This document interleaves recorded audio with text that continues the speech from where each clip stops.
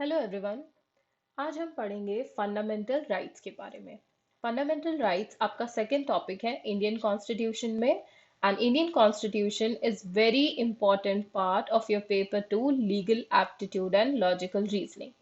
सो इस वीडियो में हम कवर करेंगे फंडामेंटल राइट्स क्या होती हैं, कितने तरह की फंडामेंटल राइट्स हमें दी गई हैं इंडियन कॉन्स्टिट्यूशन में, एंड डिटेल में पढ़ेंगे हमारी very first fundamental rights that is right to equality. So let's start with the video.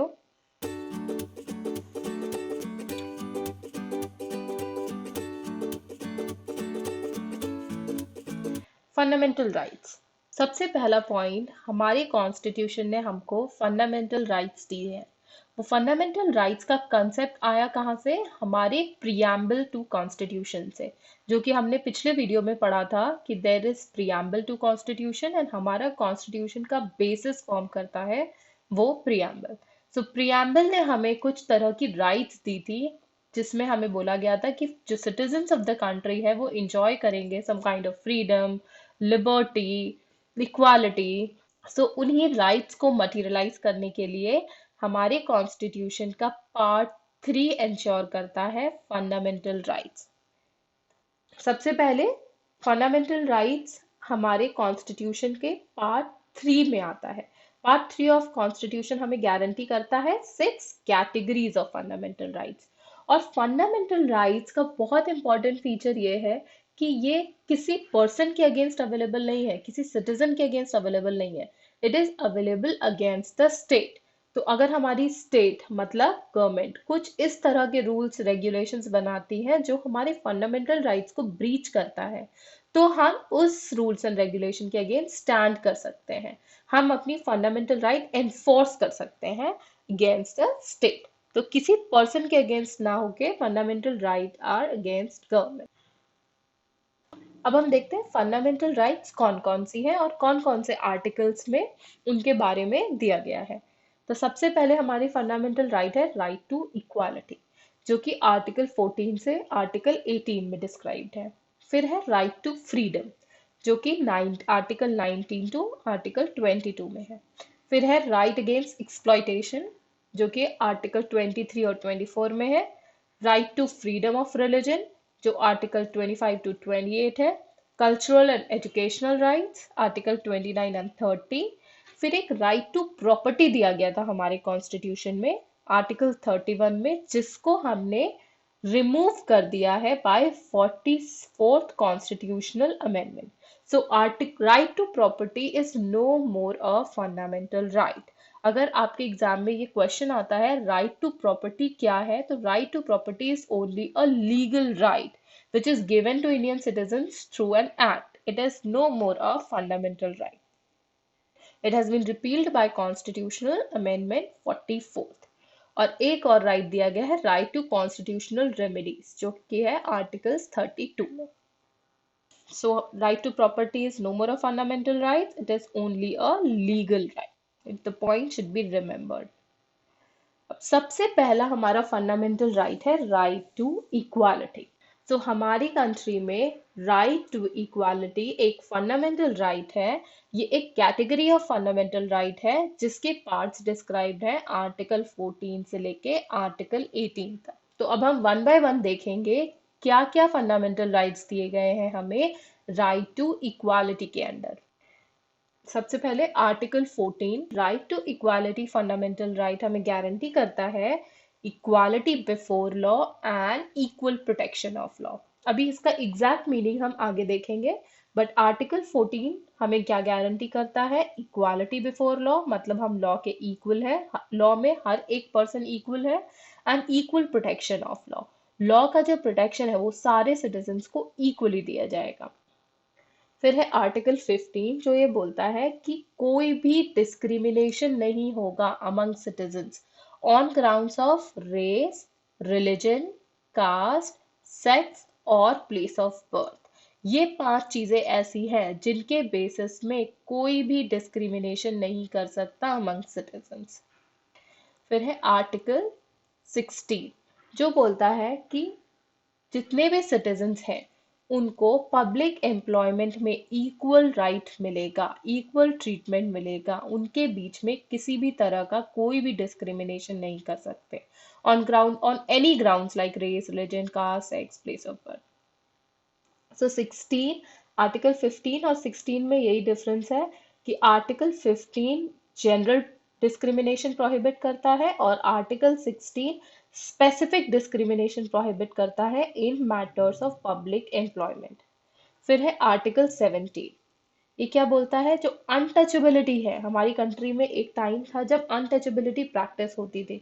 कुछ ऐसे एक पर्टिकुलर सेक्शन ऑफ सोसाइटी होता था जिसमें अपर सेक्शन ऑफ सोसाइटी उन्हें टच करना पसंद नहीं करता था, उनकी एंट्री रेस्ट्रिक्टेड थी, उनका मूवमेंट रेस्ट्रिक्टेड था। तो there was practice of untouchability in our country which was removed by article 17। so आज की डेट में अगर हम किसी भी सिटीजन, किसी भी सोसाइटी के अगेंस्ट अनटचेबिलिटी प्रैक्टिस करते हैं, that is a punishable offense and it is enforced through fundamental right by article 17। फिर है आर्टिकल 18, जो कि ये बोलता है कि हमारी कंट्री में आप किसी भी तरह का टाइटल्स नहीं यूज कर सकते हैं। पहले बहुत सारे राजघराने थे जिनके स्पेसिफिक टाइटल्स थे, कोई किंग क्वीन रूल होता था तो वो अपने नाम के आगे कुछ टाइटल्स एसोसिएट करते थे। तो ये टाइटल्स क्या करता था, सोसाइटी में सिटीजन्स के बीच में डिस्क्रिमिनेशन क्रिएट करता है। कुछ सोसाइटी को अपर सेक्शन सिग्निफाई करता है कि ये वो टाइटल अगर एक पर्सन यूज करता है तो वो अपने आप को दूसरों से सुपीरियर प्रूव कर रहा है। सो इस तरह का भी डिस्क्रिमिनेशन अलाउड नहीं है। So this kind of discrimination was also removed by article 18, abolition of titles. अब हम इसे वन बाय वन डिटेल में स्टडी करेंगे। तो सबसे पहले हमारा है आर्टिकल 14, जो कि बेसिस है राइट टू इक्वालिटी का। आर्टिकल 14 हमें बोलता है there should be equality before law and equal protection of laws for all citizen of India. तो इस आर्टिकल 14 के दो पार्ट है, equality before law and equal protection of law. Equality before law का सिंबल है लेडी जस्टिस। जब हम अपनी लेडी जस्टिस को देखते हैं तो उनके आंखों में क्या होती है, पट्टी होती है। वो ये शो करता है कि लॉ कभी भी किसी भी सिटीजन में उसके स्टेटस, उसके अपीयरेंस, उसकी एजुकेशन, उसके क्लास, उसका सेक्स, उसका रिलीजन, इसके बेसिस में कभी भी कोई भी डिफरेंशिएशन नहीं कर सकती। तो whether it is prime minister, it is doctor, is president, a political leader, or any person or a poorest section of the society, if they are citizen of the country then they are equal before law। और second part है equal protection of laws. ये positive sense में equality दी गई है। इसमें बोला गया है अगर कोई लॉ बनी है कंट्री में तो उसका बेनिफिट सारे सिटीजन को इक्वली मिलेगा। ऐसा नहीं है कि एक रिचर सेक्शन ऑफ सोसाइटी को उसका बेनिफिट ज्यादा मिल रहा है और लोअर सेक्शन ऑफ सोसाइटी को कम मिल रहा है। सो अगर कोई लॉ बनी है कंट्री में तो उसका बेनिफिट सबको इक्वली मिलेगा। It is not for the specific sections of society, but इसके कुछ एक्सेप्शंस भी हैं जो हम आगे पढ़ेंगे। सो आर्टिकल 14 सब आर्टिकल 1 ये बोलता है कि every person whatever be his rank position is subject to jurisdiction of ordinary courts. मतलब कोर्ट के सामने हर एक citizen whatever be his rank position, किसी भी रैंक का पर्सन है, किसी भी पोजिशन का पर्सन है, कितना भी बड़ा बिजनेसमैन है, कितनी भी छोटी जाति का पर्सन है, he is equal before the law. और सेकंड है इक्वल प्रोटेक्शन ऑफ लॉस, जो ये बोलता है every citizen can enjoy rights and privileges without any favouritism और डिस्क्रिमिनेशन। मतलब जो लॉ है अब वो सारे सिटीजन्स को इक्वली राइट्स एंड प्रिविलेजेस देगा। मतलब किसी भी सिटीजन्स के फेवर में स्पेशल ट्रीटमेंट नहीं मिलेगा, किसी भी सिटीजन को स्पेशल डिस्क्रिमिनेट नहीं किया जाएगा। So every one will get equal benefit out of law. इसमें एक केस लॉ आता है जो कि इम्पोर्टेंट है, आपके मॉड्यूल में भी दिया हुआ है, Chiranjit Lal Chowdhury versus union of India. तो जैसे कि हम बोलते हैं right to equality is applicable to citizens, but इस आर्टिकल में there is a specific case law which says that it not only applies to natural person, it can be applied to a juristic person, जैसे कि a company or a corporation। Therefore हमारी country में a juristic person और artificial judicial person like a company is also eligible for right to equality. So अगर आपके exam में question आता है whether a corporation whether a company article 14 is applicable to company और not, then आपका answer होगा yes, a corporation और company is eligible for benefit of article 14 that is right to equality. अब हम second article में आते हैं जो राइट टू इक्वालिटी का सेकेंड पार्ट है, आर्टिकल 15। वो क्या बोलता है? It prohibits state and citizen from discriminating against any citizen. किस ग्राउंड पे? On grounds of religion, race, caste, sex and place of birth. So ये 5 कैटेगरीज इस फंडामेंटल राइट में दी गई है और इसमें ये बोला गया है कोई भी स्टेट और कोई भी सिटीजन दूसरे सिटीजन के अगेंस्ट किसी भी तरह का डिस्क्रिमिनेशन नहीं करेगा जो कि इन 5 ग्राउंड्स पे बेस्ड है। मतलब कोई एक पर्टिकुलर रिलीजन के आदमी को कुछ स्पेशल प्रिविलेज नहीं दी जाएगी, पर्टिकुलर रेस के साथ खराब ट्रीटमेंट नहीं किया जाएगा, पर्टिकुलर कास्ट कोई एक पर्टिकुलर से जेंडर बेसिस डिस्क्रिमिनेशन नहीं किया जाएगा, और अगर किसी को प्लेस ऑफ बर्थ के बेसिस में कोई फेवरेटिज्म मिल रहा है तो वो भी अगेंस्ट होगा आर्टिकल 15 राइट टू इक्वालिटी। लेकिन जब ये फंडामेंटल राइट बना है आर्टिकल 15, तब जब इसका इम्प्लीमेंटेशन हुआ कंट्री में तो इसमें कुछ इश्यूज आए।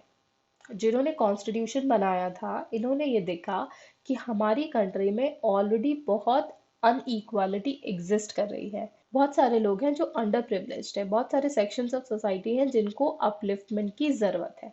तब क्या हुआ, हमारे कॉन्स्टिट्यूशन में कुछ एक्सेप्शंस दिए गए आर्टिकल 15 के अगेंस्ट। मतलब जो प्रोहिबिशन किया गया था हमने उन 5 ग्राउंड में डिस्क्रिमिनेशन का, उसमें कुछ एक्सेप्शन प्रोवाइड किए गए हैं। सबसे पहला हमने एक्सेप्शन किया कि हम कोई लॉ ऐसा बना सकते हैं जिसमें कोई स्पेशल प्रोविजन दिया गया हो, किसको? वुमेन को या चिल्ड्रन को। बिकॉज राइट टू इक्वालिटी ये बोलता है इक्वल प्रोटेक्शन ऑफ लॉज। मतलब हमें सारे सिटीजन को इक्वल प्रोटेक्शन देना है। सपोज फॉर एग्जाम्पल अगर 2 बच्चे हैं तो उन दोनों बच्चों को इक्वल राइट है पढ़ाई करने का, इक्वल राइट है एजुकेशन का, इक्वल राइट्स है अपलिफ्टमेंट का, डेवलपमेंट का, हर एक चीज का। बट उन दोनों बच्चों में अगर 4 इयर्स का डिफरेंस है, जो छोटा वाला बच्चा है उसके नीड्स अलग होंगे, जो बड़ा बच्चा है उसके नीड्स अलग होंगे। उसको ज्यादा खाना चाहिए होगा तो छोटा, there there will be difference in needs of both the citizens. So यही ध्यान में रख के हमने आर्टिकल 15 में एक्सेप्शन दिए हैं, जो कि ये बोलता है कि अगर कोई सिटीजन की नीड्स, कोई सिटीजन की सिचुएशन डिफरेंट है तो हम कुछ लॉज बना सकते हैं जिसमें उन पर्टिकुलर सिटीजन को कुछ प्रिविलेजेस दी जा सके। सो पहला एक्सेप्शन है हम वुमेन या चिल्ड्रन के लिए कुछ स्पेशल लॉज बना सकते हैं जिनमें कुछ स्पेशल प्रिविलेजेस दी गई हैं। सेकेंड, हमने अलाउ किया स्टेट को प्रोविजंस बनाने के लिए 3 पर्टिकुलर सेक्शंस ऑफ सोसाइटी को स्पेशल ट्रीट करने के लिए। सबसे पहला सेक्शन है socially and educationally backward classes of citizen. So it is on a state to identify who they consider as socially and educationally backward classes. Once they have identified, they can make special provision for advancement of those sections. Then scheduled caste and scheduled tribes. So every state can define scheduled caste and scheduled tribes and can give a special advantages, privileges over others for ensuring their advancement. So 4 exceptions हैं article 15 के। सबसे पहला, women और children को special treatment दे सकते हैं। Second, socially and educationally backward classes of citizen. Third, scheduled caste. Fourth, scheduled tribe. इसमें एक केस लॉ है union of India versus Prabhakaran, जो ये बोलता है कि कोई भी स्टेट लेजिस्लेशन या कोई भी एग्जीक्यूटिव ऑर्डर जो डिस्क्रिमिनेशन करता है इन फेवर ऑफ वुमेन, यहाँ पर आप ये चीज हमें ध्यान में रखनी है कि कोई ऐसा लेजिस्लेशन जो इनको डिस्क्रिमिनेट करता है इनके अगेंस्ट, वो लॉ वैलिड नहीं होगा। बिकॉज हमने women, children, backward section of society को वीकर माना है, तो हमें वो ही लॉ को वैलिड मानना है जो इनके फेवर में वर्क करते हैं. सो एनी लॉ और legislation which is discriminating in favour of women was upheld by court in case of Union of India versus Prabhakaran. अब हम आते हैं next article, article 16 of right to equality, जो ये बोलता है कि there should be equality of opportunity in matters of public employment. Article 16 क्या करता है? It prohibits discrimination against a citizen on grounds of same race, religion, caste, sex, place of birth और residence. मतलब पब्लिक एम्प्लॉयमेंट में हम कोई ऐसा rules regulation, कोई ऐसी एडवर्टीजमेंट नहीं निकालेंगे जो कि सिटीजन्स के बीच में डिस्क्रिमिनेट करे on grounds of race, religion, caste, sex और प्लेस ऑफ बर्थ. सबको इक्वल राइट्स है public employment. But with period of time इसके भी कुछ एक्सेप्शंस आए because of same objective, that is upliftment of underprivileged and backward section of society. तो हमें इसमें बोला गया कि there are certain exception to article 16, जो ये बोलता है कोई भी गवर्नमेंट अगर किसी भी तरह का रिजर्वेशन दे रही है, किसी भी तरह का प्रिविलेज दे रही है एक पर्टिकुलर पोस्ट अपॉइंटमेंट में, तो उसे हम वैलिड मानेंगे. सेकेंड, कोई भी रिजर्वेशन दे रहे हैं शेड्यूल कास्ट या शेड्यूल ट्राइब्स को, ठीक है, जो कि स्टेट को लगता है कि they are not adequately represented in the services for which they are recruited, उस केस में भी it is not against article 16. और थर्ड रिजर्वेशन अलाउ किया है economically weaker sections of society में, राइट. सो 3 तरह के रिजर्वेशन अलाउड है in matters of public employment and उसको हम डिस्क्रिमिनेशन नहीं मानेंगे. क्या है? Reservation for backward classes of citizens, reservation for scheduled castes and scheduled tribes, and third reservation for economically weaker sections of society. जो कि अभी रिसेंटली इनैक्ट हुआ है लॉ, बोला गया है कि EWS, जिसको हम बोलते हैं EWS कैटेगरी, जिसमें 10% रिजर्वेशन दिया गया है. So very first reservation was granted on basis of economically weaker sections of society recently. अब आर्टिकल 16 में एक और डिस्क्रिमिनेशन है जो कि ये बोलता है कि अगर कोई रिलीजियस बॉडी है या कोई डिनोमिनेशनल बॉडी है और उस बॉडी में कोई एक स्पेसिफिक पोजीशन है जिसको वो लोग चाहते हैं कि एक पर्टिकुलर रिलीजन का पर्सन और या पर्टिकुलर एक पर्सन रिप्रेजेंटिंग पर्टिकुलर डिनोमिनेशन ही होल्ड करे, देन उस पोजीशन के लिए this religious discrimination is allowed, right. वो एक पर्टिकुलर रिलीजन या उनके डिनोमिनेशन को रिप्रेजेंट कर रहा है जो आदमी, उसी को उस पर्टिकुलर पोस्ट के लिए सेलेक्ट करे या वो पोस्ट उस पर्टिकुलर रिलीजन के आदमी के लिए रिजर्व करे. It will not amount to violation of article 16. फिर हम आते हैं आर्टिकल 17 में, जो कि बहुत सिंपल आर्टिकल है. बोलता है कि untouchability is abolished and practice of untouchability in any form is forbidden in the country. मतलब अनटचेबिलिटी आप प्रैक्टिस कर ही नहीं सकते हैं, इट इज टोटली फॉरबिडन. और किसी भी तरह की डिसेबिलिटी हमने इन्फोर्स की एक पर्टिकुलर क्लास ऑफ सिटीजन्स की on ground of untouchability, then it shall be a punishable offence. तो हम छुआछूत अब हमारी कंट्री में वैलिड नहीं है, it is completely forbidden and it is now a punishable offense. A very last article of right to equality is Article 18, abolition of title. So हमारी country में जब पहले राजा महाराजा का रूल था तो क्या होता था, कुछ एक sections of community titles observe करते थे और उन टाइटल से क्या होता था, वो जो क्लास ऑफ पर्सन है वो दूसरे क्लास से सुपीरियर साउंड करते थे. तो इसलिए इक्वालिटी इंश्योर करने के लिए हमें एक और फंडामेंटल राइट दिया गया जिसमें ये बोला गया कि there is a prohibition on use of titles that has an effect of creating particular class of person and they are regarded as superior to others. मतलब ऐसा कोई टाइटल हम नहीं यूज करेंगे जो एक पर्टिकुलर क्लास ऑफ सिटीजन को दूसरे क्लास ऑफ सिटीजन से सुपीरियर डिनोट करे. सो किसी भी तरह का टाइटल यूज करना हमारी कंट्री में फॉरबिडन है, सब्जेक्ट टू कंडीशन दैट कुछ टाइटल्स होते हैं जो मिलिट्री के बेसिस पे या एकेडमिक डिस्टिंक्शन के बेसिस पे दिए जाते हैं. उन जैसे प्रोफेसर हो गया, डॉक्टर हो गया, इस तरह के जो टाइटल्स होते हैं, या मिलिट्री में लेफ्टिनेंट हो गया, कैप्टन हो गया, मिलिट्री एक्सेलेंस के लिए कोई अवार्ड दिया गया, तो that titles can be use along with the name. And एक और प्रोहिबिशन है जिसमें सिटीजन्स ऑफ इंडिया किसी दूसरी कंट्री से कोई फॉरेन स्टेट से कोई भी टाइटल एक्सेप्ट नहीं कर सकती है, subject to some special permissions. So military और एकेडमिक डिस्टिंक्शन के बेसिस पे टाइटल्स आर एक्सेप्टेबल। उसके अलावा किसी भी तरह का टाइटल हम नहीं यूज कर सकते हमारी कंट्री में। So this was all about fundamental rights and right to equality. Thank you everyone. Just start your preparation and subscribe to my channel CS Ab Initio.